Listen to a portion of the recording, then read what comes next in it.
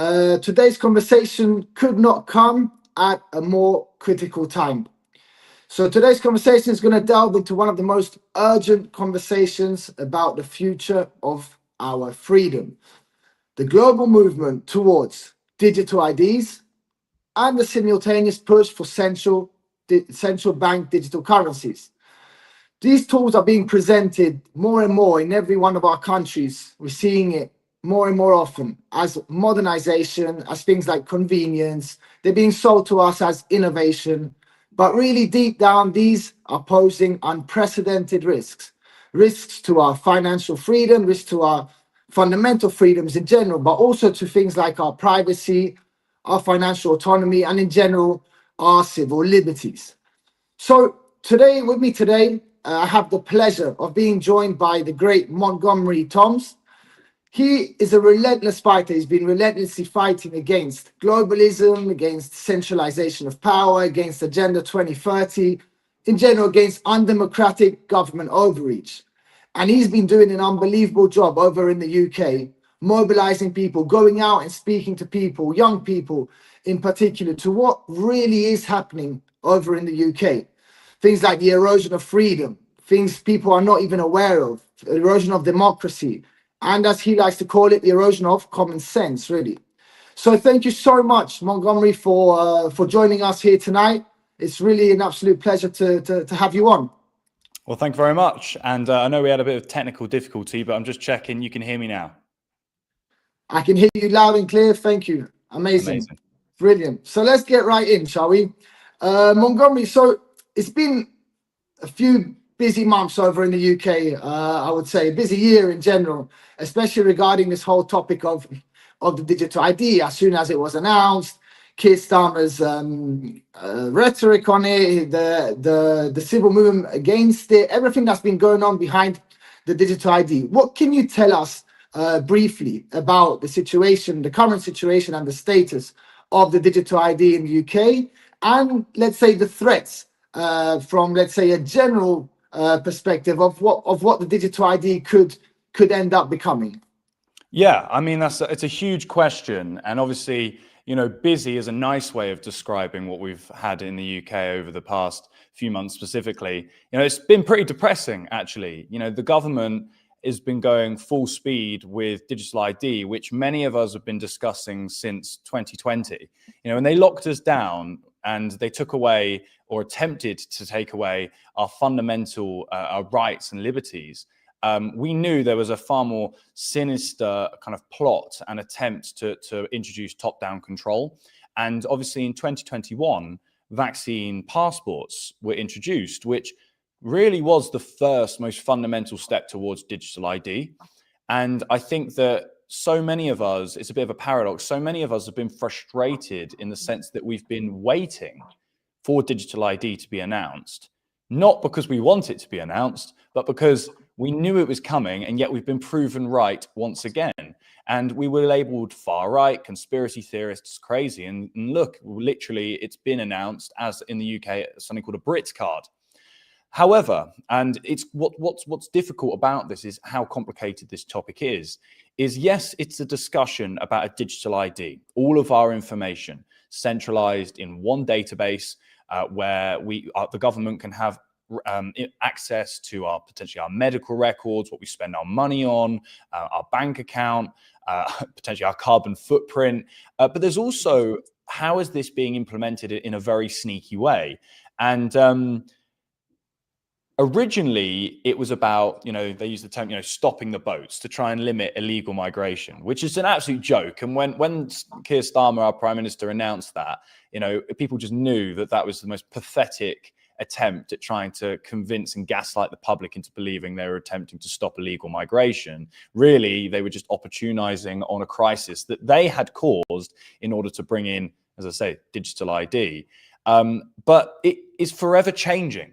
Now they're saying that veterans can have a digital veteran card.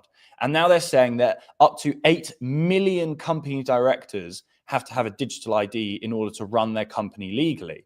So we've gone from stopping the boats and reducing illegal migration. And then we very quickly, within a matter of a month or so, now suddenly 8 million company directors may have to have it. Suddenly veterans, the people that have fought for our country, are being told, oh, you can have a digital veteran card, which, by the way, leaves their military history vulnerable to being hacked. If you're a company director, you're through a one login system. As I say, this is all really complicated, but there's a one login system, which is a centralized database of all of your information when it comes to logging into government databases, like if you want to do your tax, HMRC, company's house, looking at your driving records, etc.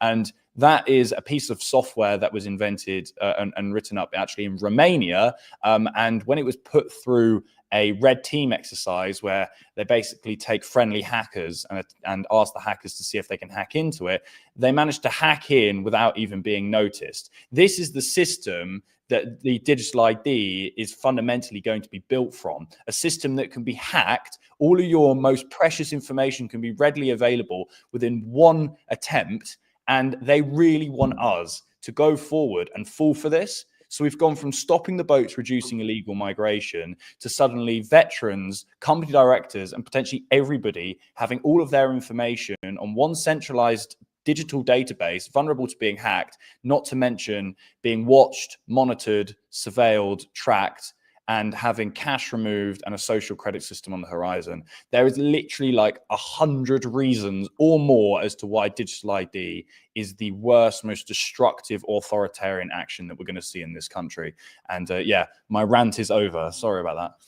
No, absolutely, and it's fascinating to see as well how it's all coming at us like a tsunami. It's all coming at the same time, and all these things are really closely interconnected. And really where I want to touch upon here is like none of this looks like a coincidence anymore. And part of what we're trying to do on this live is to really bridge the gap between the situation you're experiencing over in the UK with the situation we're experiencing in the European Union. And we're seeing the EU, just like the UK government, they're applying very similar tricks to get through what they want. And I want to get into this a little bit later on in the show, but from the EU level, again, to present to the audience, we're seeing a very similar situation. At EU level, we're fighting against a very strong push from the European Central Bank, again, an undemocratic body of the European Union to start off with, who's coming to the three bodies of the European Union to say, I need the legislation through in order to get through a central bank digital currency by the name of the digital euro. The current status of it is still, luckily, it's gone slower than they expected, but it's still pushed pretty hard, and with severe pressure coming on from member states and from the European Commission. Equally, we have things like chat control. I know you mentioned surveillance before. We have a chat control bill coming at us right now, which says they want to get rid of whatever that is encrypted within our messages. We got censorship laws. The Digital Services Act at EU level is one of the most draconian censorship implemented regulations that can be around. Like they want to control everything we see on social media, everything that's posted. Absolute censorship as we know it. And of course the war on cash, which of course you mentioned, with the limits that we have across member states within the EU. So why am I saying this? Because I'm trying to bridge a little bit the gap between the situation over in the UK with that we have in Europe. And you said that COVID was, let's say, the starting point of all of this, and I couldn't agree more. COVID was the first moment where we realized that kind of our freedoms actually are not to be taken for granted. In very small periods of time, they managed to close millions and millions of people around the world in their houses by one rule, and that was the rule of fear, and it worked. So none of this is to be taken for granted, and I really liked as well how you picked out on the decorated words, because suddenly the Labour government cares about illegal immigration. I mean, they haven't cared for illegal immigration in about 25 years, if I'm not mistaken, Montgomery. And suddenly this is a brilliant idea. Yeah, we care. So I think that's really something to be taken into consideration. And of course, we're going to get into it a little bit later on, the lack of democratic legislature behind it. That's what we're finding as well in the EU, that they're pushing it through very undemocratic and unelected bodies of the European Union. So I want to get into where, like, before we get into the nitty gritty of both our situations, which are pretty worrying, pretty concerning. I want to go into where the push starts from the top, from above. So, from your perspective, Montgomery, like, I think you'd agree that we're talking about a very similar playbook within UK and EU. But what is, like, why now, and what's driving this coordinated push on a global level? No, it's a great question. I mean, I'm just going to come right out and say it. It's the World Economic Forum, United Nations, and especially the European Union as well. And it's also an individual who's not, I don't think, discussed enough about, actually, even though he is discussed about a lot, is Mr. Tony Blair. And it's interesting because you mentioned, how we had Labour going back 25 years have not cared about the influx of legal migration. Well, Tony Blair attempted to bring in ID cards with the same approach. We need to bring down illegal working, we need to reduce illegal migration, and ID cards are the most fundamental strategy. Well, he brought them in, and then in Britain we fought against them and they were redacted. And funnily enough, if we actually go back to World War II, Winston Churchill, once the war finished, actually abolished ID cards in the name of liberty and freedom. So we've already had two historic examples in Britain as to why we stand against being tracked, monitored, surveilled, having a papers police society and culture. We have faith and trust in our citizens, at least we're supposed to. But what's happened is this idea of sovereignty and borders and democracy and the public, having a voice and public servants serving the public has been eroded because the United Nations, the European Union, the World Economic Forum, as they famously said, have penetrated our cabinets, or at least that's what they claim, have shifted the dial on what's accepted when it comes to global bodies that we have not voted for having influence over our legislation and government. And I just think it's disgusting.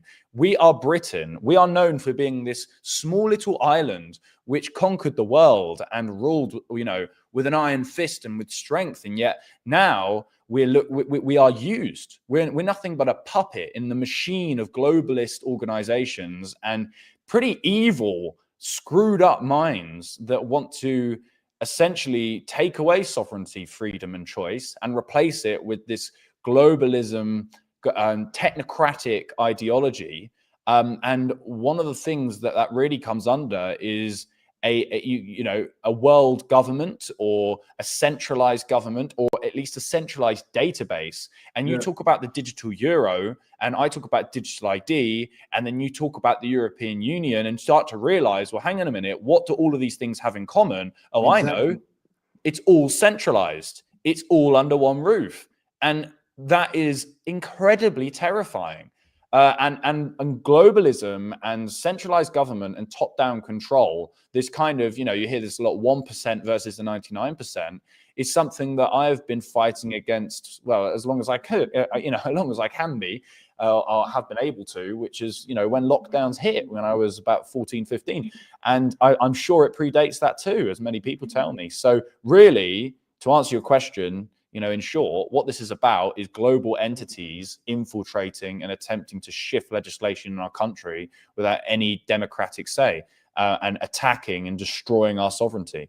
And it's the responsibility of the British public, actually, to resist that, raise awareness about that, do as much outreach about that as possible, and also just not comply. And I get in a lot of trouble for saying that, but I haven't, and you shouldn't either. And if we all didn't, then collectively we could just take down this tyrannical dystopia.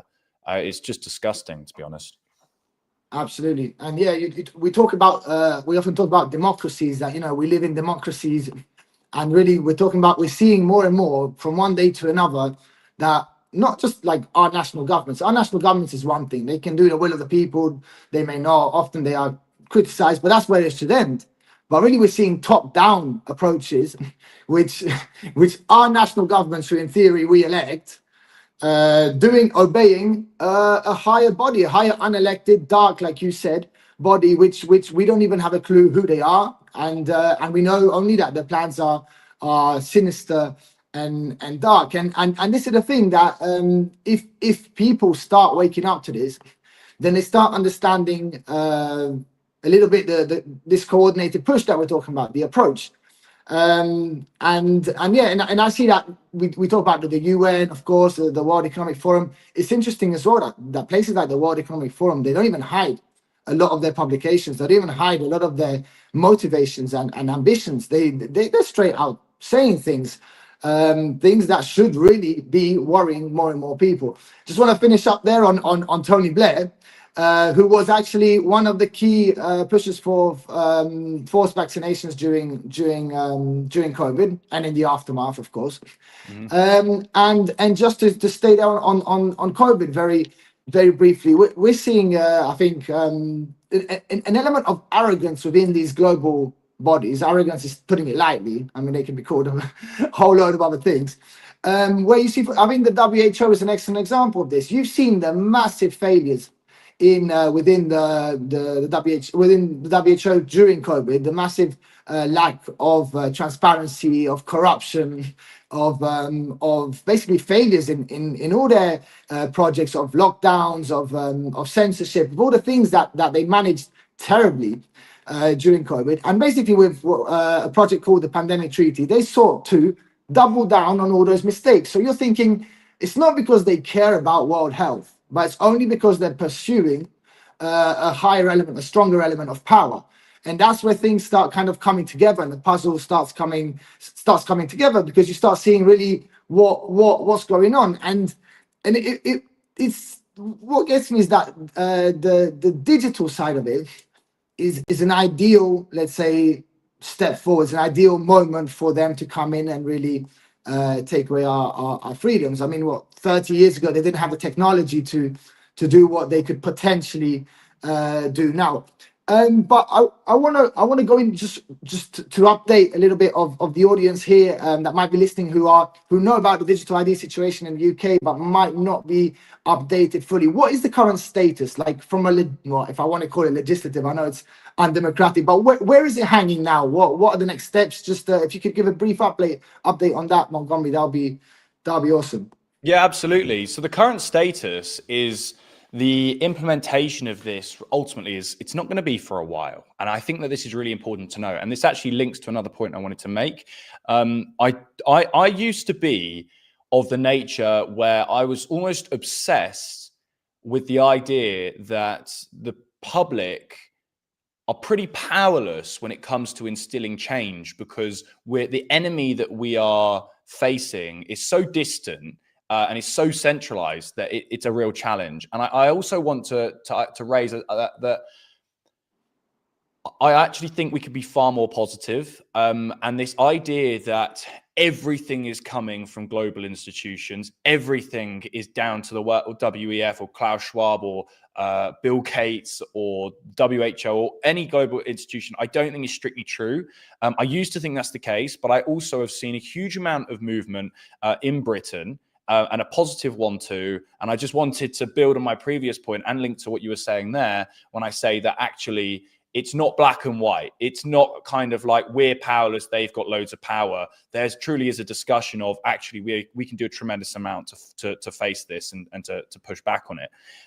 But just to answer your question more specifically, so yeah, this is going to be rather distant. They're discussing 2029 in terms of the digital ID. In full implementation. The organization that is promoting this and essentially influencing the legislation is an organization called Labour Together. So it's not strictly Labour, it's Labour Together. And you know, they're the ones that have outlined the sort of really dystopian documents regarding the Brit card. And the Brit card, I would ask that anybody Googles Labour Together Brit card proposal. It's right at the top, and just take 10 minutes to go through and read the small print, because it truly is worrying. And they reference COVID. They reference how convenient it would have been at the time to have a Brit card to be able to police essentially who's vaccinated, who track and trace, and all of these things.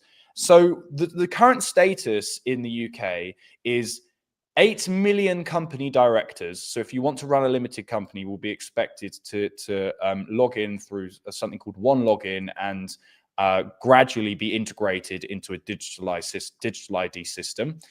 Veterans are being asked to have a digital veteran card. If you ask me, veterans are being treated like guinea pigs. You know, the men that fought for our country, the men that, you know, stand on the front line when in our time of need, though I would say that many wars are, you know, propagated in very nefarious ways, but you see in principle, you know, we've got the veterans we should be standing by, but we're basically using them as a trial to see how good a centralized veteran card, digital veteran card can be. And then also, you know, we'll be pushing towards the idea that, I love this. I mean, this is just so hilarious. I mean, I just beg the question, if you're working in this country illegally already, do you really think that the individuals that are working here illegally are then going to just go, oh yeah, oh brilliant, can I have a digital ID please? I mean, it's just insane. It's like they're here illegally anyway. They're hardly going to opt for it. And I suppose the way they're getting paid is through cash. So this is when people ask me, you know, how is all of this linked? Well, actually, the digital ID and the cashless society go hand in hand. So to give a little bit of a kind of time spectrum, what they're doing, just like they did in COVID, you know, I don't know how familiar you are with kind of the specifics of how COVID was implemented in the UK, but we had something called a nudge unit. And this was the idea. It was a group of scientists who were part of the nudge unit, which were designed to nudge people constantly to basically comply to lockdown regulations. This is above board. You can just look this up for yourself. And digital ID is operating in a very similar way. It's like, right, let's go for the company directors. Let's go for the veterans. They're even wanting children now to have digital IDs as well. So when they turn 18, that'll all carry over. So it's get the kids young, and then they'll just naturally transition into the adult world with a digital ID. It's much easier to do that than it is to get a bunch of boomers and 80-year-olds to have a digital ID. So they're also attacking children with this. So any parents watching, make sure you keep an eye on that. Homeschool your children. That's what I would say. And then by 2029, possibly before, if they speed things up, we'll have a digital ID implemented in the UK. The only problem is, and apologies again if this is a bit of a long-winded answer, but it's a very complicated thing to break down, is we have in this country a horrific problem with prisons. And recently, David Lammy, lovely man, has removed a majority of jury trials. So in the UK now, they're actually not giving the majority of people the opportunity to have a fair hearing, which, if you ask me, is utterly disgusting and goes, you know, jury trials go back to the Magna Carta 800 years ago, and they're removing that. Well, that's kind of terrible, but it tells you something, that if enough people do not comply to digital ID, they are not going to have enough space in the prisons and enough processing power to take us all on.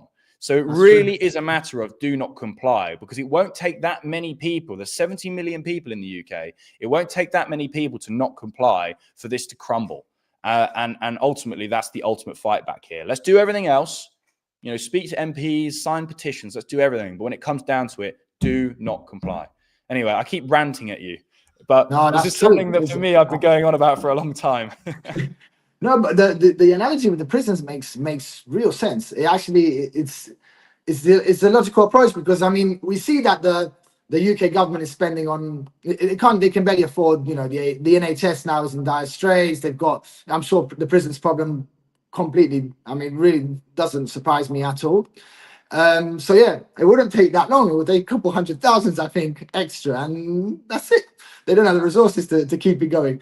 But I think the digital ID in general, let's say from a mechanical point of view, I'm not an expert from the technological side, let's say, but I understand it as a platform that would basically be the precursor to everything that follows. So once you implement a digital ID to an individual, you're almost treated as a barcode of all your information stored. You're an Well said. integrated. Well You're said. Yeah. integrated within a database, as we called it earlier on, or whatever you want to call it. So the issue here is that we have large chunks of information. Basically, I would say every piece of crucial information will be stored within this digital ID, which is what health, history, financial situations, could even go further to education, schools, whatever. And now, again, we spoke about the decorated terms of convenience, of innovation, and all this. But the good thing is of course the backlash of citizens, people standing up, that obviously we would need more of that.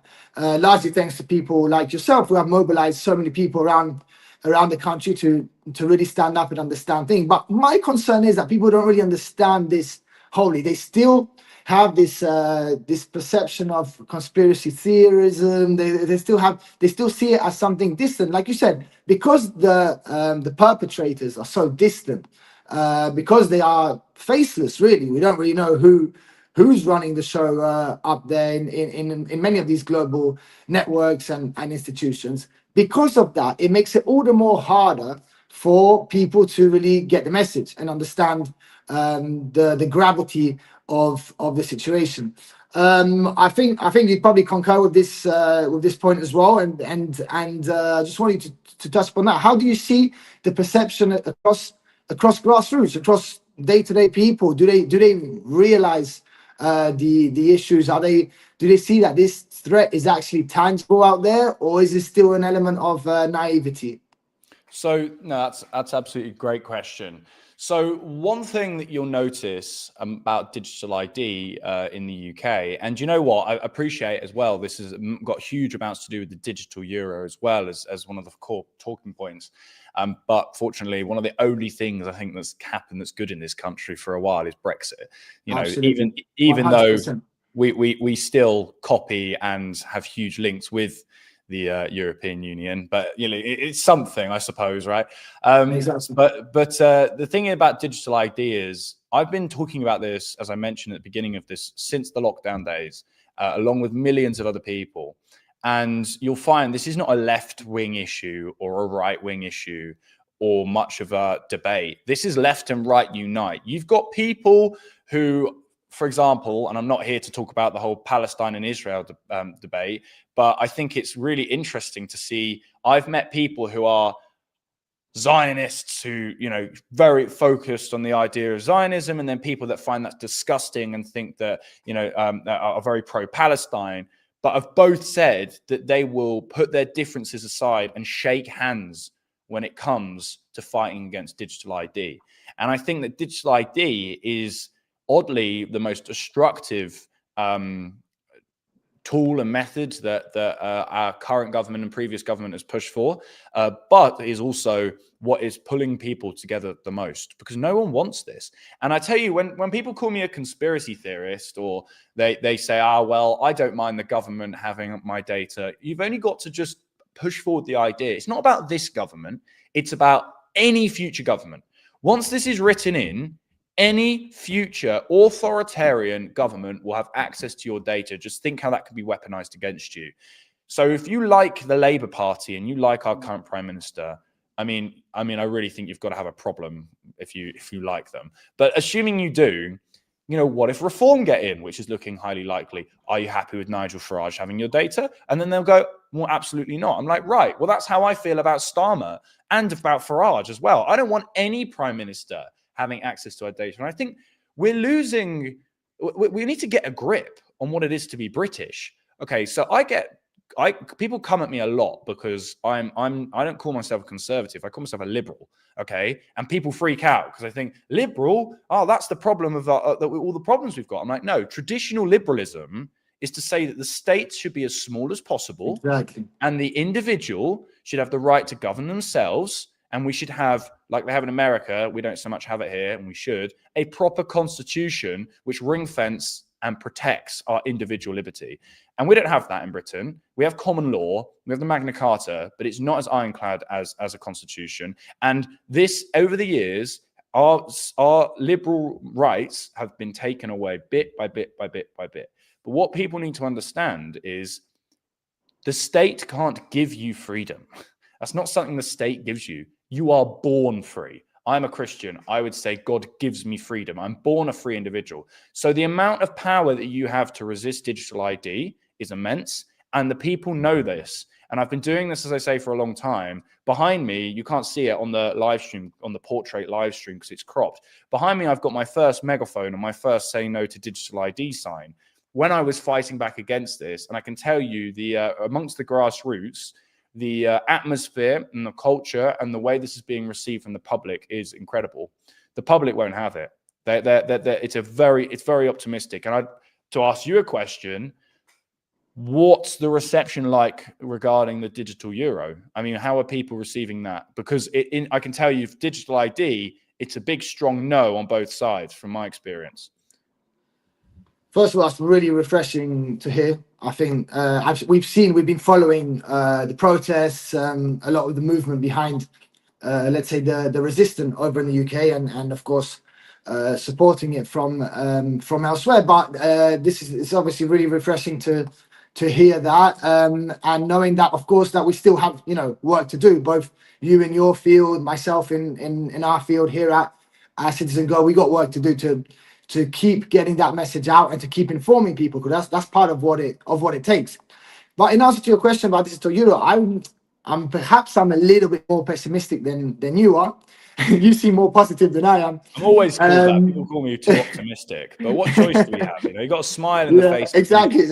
In grim times, you gotta look to where the light is. But I think it's a matter of information. It's an information law, and that was actually the next point I wanted to touch upon a little bit later on. But just to close on that, people are still, I would say, not uninformed, but when networks and platforms and the EU in itself is controlling the flow of information, it's harder to see the actual threats to these kind of things. It's only thanks to alternative media and platforms like X, where you're starting to get information out which you never really kind of got before.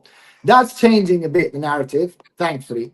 I would say that's one thing, and people are seeing it. But I think specifically on the central bank digital currencies issue, people are still looking too closely to it as an element of innovation, as something going forward, as something facilitating daily life, and I don't think we have the resistance. I think yet, perhaps in some countries, but we don't have it yet at the level perhaps of people on the streets and protests in the UK. There was a poll the other day in Spain saying who would basically agree with the digital euro being implemented, and it barely got even 30%. So overall, if you ask the people, I'd say if it would probably be easy for them to understand that this is a massive threat, and it would probably show their opposition to it. But it's just not on the level enough it needs to be, I think, in my opinion. But I think a lot of this comes down to the information, like we said. It comes down to the picture that is being, let's say, sold and showed around, and I think it's interesting to get into how we really need to break the chains of these decorative words that they're using. I mean, we mentioned here convenience, stopping the boats, all these things. I call that the new C word. When people say, like, all I hear is convenience, convenience, convenience, it just drives me mad. Exactly. Like, what does the digital ID, what more convenience does it give than what we have now? I mean, we have everything pretty much that we can pay with our phones. We've got e-passport gates. What more convenient do you need? And this is the question you've got to start asking. Just like at the EU, we're fighting a bill called the chat control bill. You may have heard of it, and it's under the guise of protecting children. Of course it is, isn't it? They have to paint it in some way.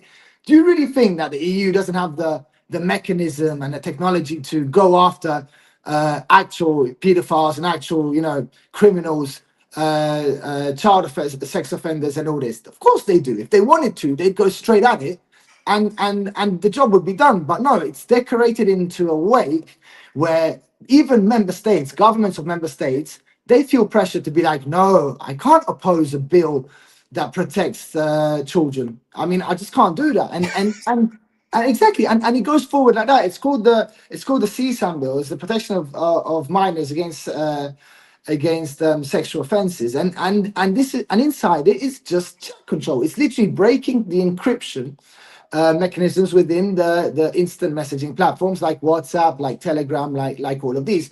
And this is what, for me, it has been a recent challenge to break through these chains of their declarative language. We need to change the narrative and change and show exactly what these things are, and what the threats are to us and to our freedoms. I mean, we can't fall into this trap anymore. The trick's too old. It's the oldest trick in the book, and I think we need to start waking up to that. Yeah, I mean, absolutely. It's the public. This is what I've always said. It's the responsibility of the public and the people to guide this. We're in this new culture where the state somehow has such an involvement in our lives, and I take on as much personal responsibility as possible, and looking to the government to help you does not work. The reason lockdowns were so effective, and I mean that, not someone's going to clip that and be like, Monty said that lockdowns were effective. They were not effective. They're the most scandalous, heinous thing that could ever be happen to humanity. What I was saying is, in terms of effective regarding controlling the public, is because the public enjoy being told what to do. And that's because through the education system and constant state interference, and you could even just say sort of a Western kind of easygoing lifestyle of not having to work for much, that they just feel that they're entitled constantly to be helped by the state. And it's like, I don't want to be helped by the state. I can't stand the state. I want the state as far out of my life as possible, and I want to bear the majority. In fact, no, I take that back. I want to bear all responsibility for my life, for my actions, and for what I do. That means I don't need a digital ID. That means I don't need you to tell me to take a vaccine. That means I don't need you to tell me to stay in my house when you lock us down. That means I don't need you to tell me not to drive my car because it produces too much emissions. You have no place in my life apart from to keep the peace, to mediate, to instill justice, life, liberty, and property. That's as far as the state goes, in my opinion. Yeah. And we've completely lost track of this. And the fact that digital ID in Britain is being discussed so flippantly in the mainstream it just shows you how far we've come. Things happen in Britain now that 10 years ago, when I was 10 years old, we would see headlines that now are just everyday news. And that just tells you how far we've gone in terms of a cultural shift as to what is deemed as bad, if you like. And digital ID and the digital euro and a social credit system and lockdowns and facial recognition, may I add. We have in London now facial recognition being rolled out absolutely everywhere. I mean, this is absolutely terrifying. And again, I urge anyone, this is basic research. Google Met Police facial recognition, and you'll be able to have access to their arrest logs because they have to publish them. So what you'll find is you'll find a facial recognition van that was parked in central London last month, maybe in Oxford Street, which is one of the main shopping streets in London, and it will say something like 300,000 faces scanned or something. Wow. Arrests made 2. And so 300,000 faces have had to be scanned. That may not be within one day, but over the pit, doesn't matter. Even though if that was over a week, 2 weeks, 2 people. And that's not even to say that they deserve to be arrested. Their mistakes can be made. And there are so many errors within facial recognition, within the digital euro, within centralization of our data. It's so vulnerable. We don't need it. It's ridiculous. It's complete governmental overreach, and it will be weaponized against us. Stop falling for the whole line of it's convenient, it's convenient, it's convenient. That you must be getting bored of that. Anyone who just thinks it's great, it's convenient at this point, honestly, I'm in shock because and look, maybe this is my pessimistic side coming out now because but there are times where I am out and about talking to people, engaging with people about looking back at the lockdown days, looking at climate change and looking about the amount of control there is in this country. And they actually want more. They actually say, the government aren't doing enough to do this. More facial recognition, more governmental overreach. And there's a select group of people where it's like, you can't fix stupid, I always say. And you can do your very best. You can lead a horse to water, but you can't make it drink. But that's not that we're talking about a very small amount of people here that are really refuse to engage in a conversation. But the positive note is majority of the public are willing to have a proper dialogue about pushing back against digital ID specifically, and the idea of a cashless society as well. The people are completely opposed to. Yeah, absolutely. And yeah, just on that point, I think part of the work you need to do is getting it out there, because what we're seeing, I mean, obviously it's two different realities. I agree with you with the idea that people need to understand it and all this, but the thing is, if they're on it's not coming enough on the media, I would say. The digital ID came to the media obviously because people were, that's it, they come into the streets. There was an absolute backlash. But I don't want to compare too much, because the EU is obviously a huge institution, and the UK government operates differently. But the EU, for example, has so many ways to bypass laws. It's so many different ways, and they can break their own rules. They can send things through different bodies, through different committees, and get it through if one's not working. And that's terrifying. That obviously opens a whole new discussion on how, in my opinion, extremely undemocratic the European Union is. But what I'm coming at mostly here is that you'll never find these things on the media. So again, it's on the mainstream media. So again, it's things like the chat control bill I earlier mentioned is something so deep within the papers and within the bureaucracy of what the European Union is, that it only came out to light because of the work of activists or freedom activists like yourself and I and many others out there who are doing a marvelous job. So this is crucial, that it's not getting enough on the media, and it's the same. I think you asked me about the situation in Europe and with the digital euro, and I would say it's the same issue, the same problem. With the digital euro, I want to just jump into that specifically again about the war on cash. I think the fundamental element here is the war on cash. Now, why is there a war on cash? Because cash is the last remaining element of financial freedom. It's the last remaining token of money where you can say, look, you're not going to be tracking this transaction. I've given you X amount in order to pay for X service or product or whatever, and that's it. And it's not traceable and it's not trackable. And this is the last element of financial freedom between people in an economy. And I think the war on cash started before the push for the central bank digital currencies in the European Union specifically. But again, as we're seeing with all these things, they come in hand, and they're coming together. And it's the salami slicing that we mentioned earlier on in the show that is so worrying. And it's worrying on the one hand, and it's also just makes it more and more obvious as to what's going on the other. So technically it serves as for me, hard evidence. But what's going on now in the ATMs around Europe, I'm not sure how it is in the UK. I'm guessing it's pretty similar. They're is closing that down. you can't take out more than 1,000, for example. In Spain, you can't take out more than 1,000 on the go. In other countries, France, you Funny you can't take say more than that. I had 3,000. for me, my limit is set at £250. Today, I actually tried to withdraw £1,000 in cash, and the only way you can do that is you have to go to the bank, and then you'll find, not always, that they'll actually start quizzing you as to why you're On what you withdrawing that want to money. use it for. Yeah, none of your business. Yeah. Is my response. It's insane.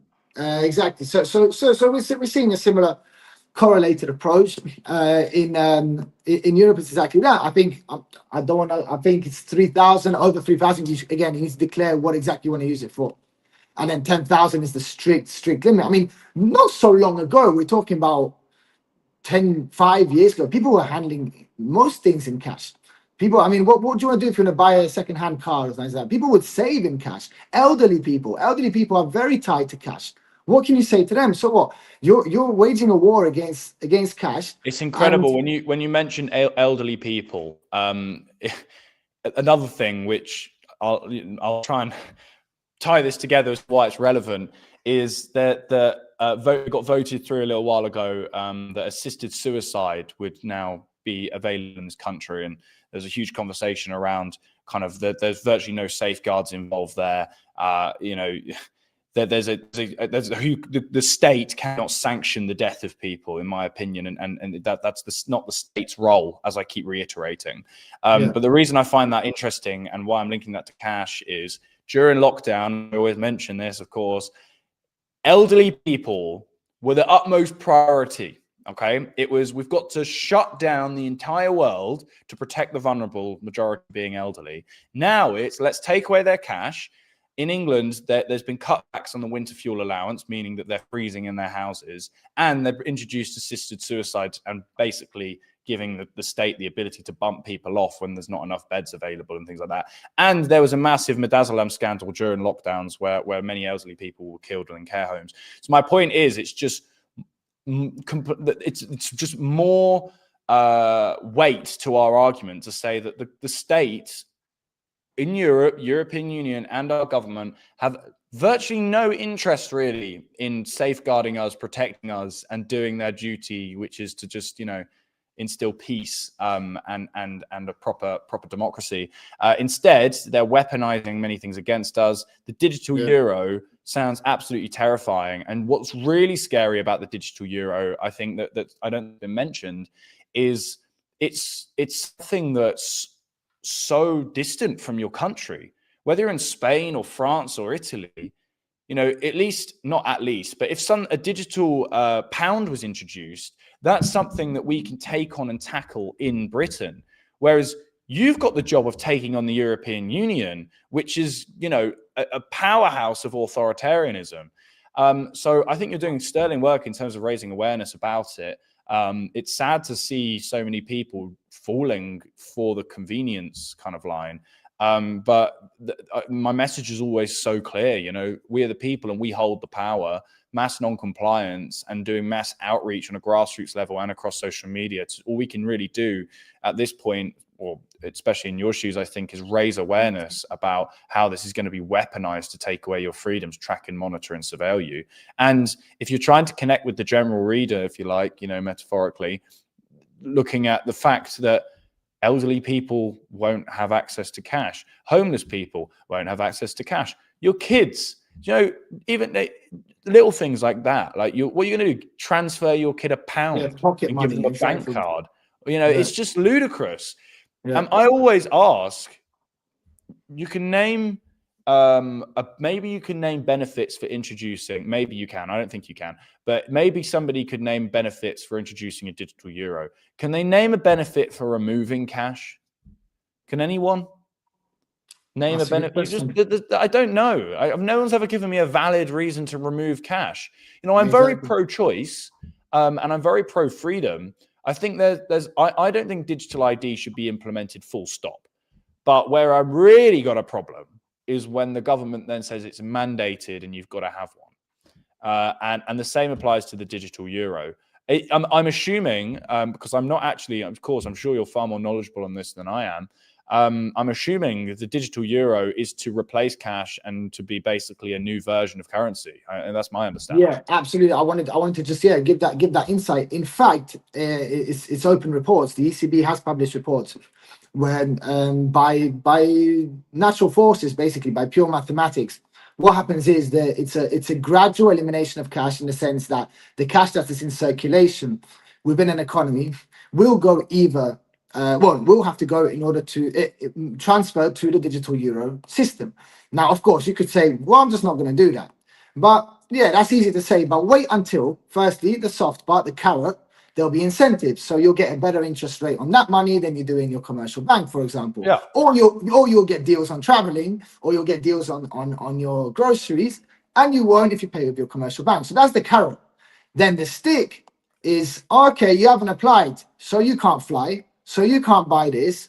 So that car is not available to buy if you don't have a digital euro. So it's a social credit system. Exactly. It's very, very simple. And from the mathematical side of the cash in circulation, I've gone through these boring, dull documents over and over again, and I've done the maths and everything. They have charts displaying the fact that by 2 years on from the implementation of the digital euro, they will have naturally, without any forceful actions, really, they will have naturally, by nature, have got rid of 50% of the cash in circulation. I mean, that's incredible. That's absolutely incredible. And the same is with assets, with investments, with crypto. These kind of things will be the same thing. If you want to move it from crypto to from Bitcoin, for example, to your digital euro, you're going to have an incentive. I'm pretty sure. I mean, I know how the EU works. They start with incentives. I mean, von der Leyen, the president of the European Commission, has already said in the past that, guys, there's 10 trillion in European citizens' savings. We should do something with it. I'm going to give some incentives. We need to mobilize our defense industry. We got things to pay for. We're radically in debt. Come on, bring in the money over here. Let's get this money flowing. And it starts with an incentive. But once the digital euro is in and the system is in place, then that incentive, and you're not obeying, it becomes forceful. And we know it's very easy. For example, you scan a boarding card to hop on a flight. I mean, that's the easiest thing to block with the technology that is nowadays. So, and also with this carbon footprint nonsense and all this, meat controls. It wasn't it true that in the UK there were sandwiches coming out with saying this applies to 22% of your daily carbon footprint. I mean that I think that net zero and that discussion isn't being talked about enough. I think that there's a lot of weight being put on digital ID for good reason and a cashless society, but not enough weight being put on how that correlates with carbon credits and the net zero cult, essentially. I mean, it's just an illogical cult of fanatics weaponizing yet another crisis that they've invented to control us. But what I would say is what would I say? I had a really good point and now I've lost it. Nothing new there though on the made-up crises, that's for sure. No, 100%. I mean, I mean, the whole man-made climate change narrative, I'm sure maybe yourself, and I was certainly saying this in kind of 2020, 2021, it's kind of like, well, what's after COVID in a sense? Because the one thing we always knew about COVID is it was temporary. Whether it lasted 2, 3 or 4, 5 years, we knew that this wouldn't be able to go on forever. But net zero and the amount of legislation and control in that and linking it to carbon credits and digital IDs, etc., that's very permanent and very tricky to reverse. So we really need to, even if you believe in man-made climate change, which I don't, not even a little bit, I think that we need to be having a discussion about net zero more, because we can debate whether we agree or disagree that man-made climate change is real or fake. But even if it is real, and even if you believe it's real, net zero is not the solution for fixing that. I mean, I don't know what it's like where you are, but we have in central London and in other major cities something called ULEZ, which is ultra low emission zones. So we have to pay £12.50 a day to drive our car. They've just increased congestion charge to £18 per day. So if you drive into central London in a car, which doesn't meet the ULEZ requirements, you're paying £18 plus £12.50. And Sadiq Khan, who's our mayor, is pushing for pay per mile systems. So you also pay per mile. And all of these kind of things would need to be tracked and monitored. And how do these things get tracked and monitored? Through a digital ID.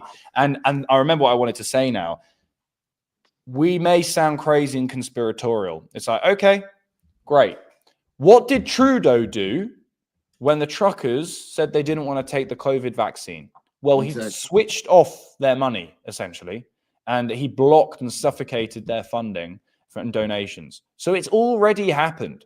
We've already seen in the Western sphere where money has been weaponized against protesters. It was an attack on free speech. It was an attack on money. It was an attack on autonomy and attack on freedom in general. And there's no reason why this isn't going to happen again. There's no reason why we're not going to have even more authoritarian figures in power. And unless we resist it, unless we completely reject the idea of a centralized database digital ID system, digital euro, CBDCs, carbon credits, net zero, the climate change narrative, man-made climate change narrative, ULEZ, all of these things, we sound mad. But all it takes is an hour of your time to tie everything and knit everything together, and you'll realize that there's a huge amount of correlation involved in what we're discussing. But all of it really gets tied together once digital ID is implemented. No, not once digital ID has been implemented. If digital ID, I won't let it get implemented. It's fine. Yeah. Not And at yeah, all. we'll be fighting day and night for that not to happen. I'll be the last British man standing, honestly. Like, I'll be there with my megaphone on the street. I'm sure I won't. There'll be many more. But, I'm telling you, my commitment, I will never have a digital ID. You'll have to kill me, honestly. Exactly. Our job is to make it many, many more. Just very quickly on the net zero to close off that. I think the net zero particularly has been at the top of the food chain for a while. I mean, we're looking at the UN pressing on climate policy for a while. We at Citizen Go do a lot of work at the United Nations. We follow policy coming out of their UN conferences. The most recent UN conference actually in Doha, the so-called Summit for Social Development. Again, most people probably wouldn't hear of it because what gets processed there and what gets decided on there are things that they probably wouldn't really want to get out, to be honest. But again, it's a stepping stone to push through more Agenda 2030 stuff. I know you've been staunch fighter against Agenda 2030 because again, we're talking that Agenda 2030 consists of all these things that we've been discussing over the course of this last hour. And just to say on net zero, this has been a really, let's say, powerful mechanism that the UN and other global bodies and governments in general have used in order to squash out some more money from taxes, of course. You mentioned the congestion zone in London, but so many other examples around, but also now to double down and maximize centralized control, right? It's an excuse. Canada, a disastrous situation in many regards, but as well, they've even had climate lockdowns in the last few months that we've been looking out of our team over in Canada. It's incredible. It's incredible that climate policy still can be used as that fear factor in order to double down on these totalitarian and centralized approaches. So this really all, like, to start wrapping up, it all sounds terrifying, but like you said, we've got to stay optimistic, keep mobilizing, keep doing the work we're doing. But let's be practical. What can people do? How can people resist this before it comes to reversal? Because I think, just to add on that, I think the issue with this, you can lose battles in the legislation, for example, at parliament level. Some are better, some are worse. Okay, you've lost. But the problem with this, I see personally, and I want to hear your opinion on this, is that once the digital ID comes in, there's no going back. Like, I genuinely think that once we're a QR code, how the hell are you going to actually, no, you were right. Montgomery and Sebastian, you were right. Like, I'm turning back. This is a serious affront to my freedoms. I don't want this anymore. But no, you're already on the system. So you're already tracked and you're already excluded from society in certain elements. So what I'm coming at here is that it can actually be too late. Like, jokes aside, it can literally be too late. And I'm not using this as a fear factor, as an urgency appeal. Of course, everything's urgent, but if this is implemented, and again, I will repeat if, because we'll fight this till the bitter end. But if this is implemented, I believe there's no going back. And I just want to see your take on that briefly. Well, when I think, if you were to roll the clock back to World War II, if the Nazis had invaded Britain, do you think that the British people would have started speaking German, or do you think they would have fought back? Or would they have said, it's too late, we're going to roll with it? Well, maybe a few would, but I actually have faith in the British public. We are Britain, all right? We're special, okay? We're better than any other country ever, okay? We outrank you all in Europe because we have fought and won, and we're a tiny little island with the greatest history. And I have true faith in the British public that even if this was to be implemented, we'd have enough pushback, and there would be huge amounts of mass non-compliance. And it is very hard to reverse. But if it was to be implemented, eventually, as I said, there wouldn't be enough space in the prisons. And if my optimism is completely off the mark here, then much like, okay, so if we go back to lockdown times, at one point we had 1 million people marching through the street in Britain. We had the largest protests, some of the largest in Europe. if you think they're the only people that came out on the streets, there were many more millions at home that were actually refusing it as well and just doing it in their own more kind of introverted way. So we've already seen a little bit of a blueprint of what's to come if digital IDs were legitimately implemented in the UK. And all it takes is a spark to light a fire. All it takes is roughly 3% of a population to start pushing back for there to be huge resistance. But in the meantime, before we get to that dystopian stage, if we did get there, I work closely in an organization called Together, who are doing tremendous work to push back against digital IDs. I recommend if anyone's a company director to head over to the website and check out kind of the resources there.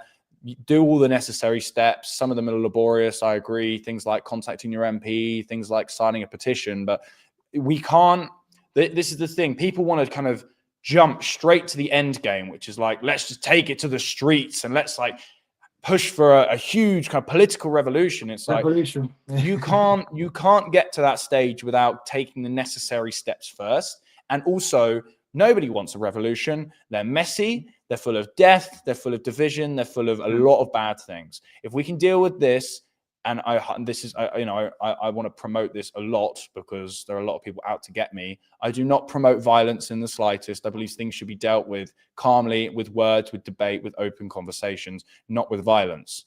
And the way we do that is not by pushing people to violence, but to listening to the public's voice. And that's the responsibility of the states, to facilitate our voices, mediate, and uphold proper scrutiny and justice. And what I will say is head over to Together's website, have a look at the resources, and get involved, and never comply. Speak to your neighbors, use cash, always question mainstream narratives, turn off the BBC, don't pay your TV license, take risks, because this is Britain, this is your country, this is your legacy, and it's what your ancestors and forefathers fought for, and now it's disappearing and dying, and you have a duty and responsibility to uphold Britain for what it stands for. So, and back and support our neighbours in Europe against a centralized digital euro as well, 100%. Absolutely, couldn't agree more with you, Montgomery, and thank you for that. I think, yeah, just to conclude on some of that, basically we're seeing exactly that the approach is similar, that the threat is there. It's a tangible threat, both within the UK and the EU, and it's the same idea behind it. And if we don't push back now, we need to really mobilize, talk, get the information out. I think we put emphasis on that earlier on, that this is actually our responsibility. Tell your friends, tell your family, tell your neighbors, tell them that this is out there, because not everyone might be getting the information that you're getting. And I think that's paramount in the battle and in the steps that we have ahead in order to stop all of this madness. Well, thank you, Montgomery, very much for your time. It's been an absolute pleasure to speak to you and to learn from you about the situation over in the UK and beyond. I want to invite everyone who is listening to jump on and follow Citizen Go's work as well across the world. We are active in over 25 countries. And sign the petition.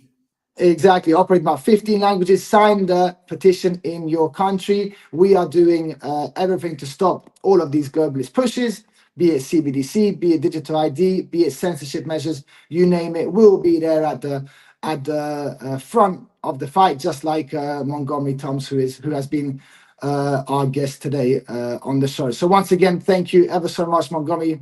It's been an absolute pleasure sharing this talk with you. Yeah, it's been absolutely brilliant, and it's very interesting to hear what's going on in Europe. Thank God for Brexit, though, as I say, I don't think it was that effective.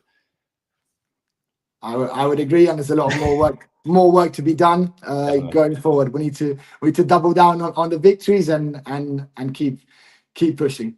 Thank you very much to everyone who's been here. Like I said, citizengo.org. Please scan the QR code at the top of the screen. Thank you once again. Have a good night. Stay free.